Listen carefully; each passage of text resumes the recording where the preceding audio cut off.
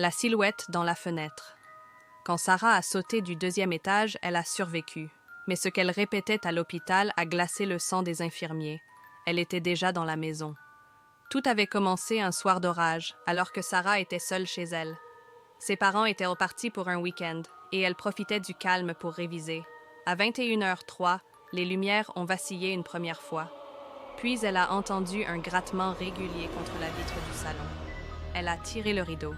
Personne. Mais, sur la buée de la vitre, quelqu'un avait dessiné un cercle. Un cercle avec une croix au milieu. Pensant à une mauvaise blague, Sarah a verrouillé toutes les fenêtres et s'est enfermée dans sa chambre. À 23h12, alors qu'elle essayait de dormir, son téléphone s'est mis à vibrer. Un appel inconnu.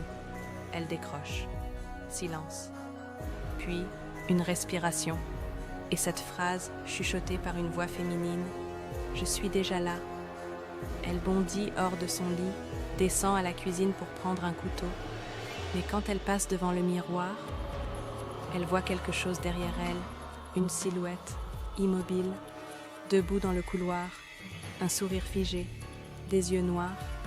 Elle se retourne, rien. Tremblante, elle retourne dans sa chambre.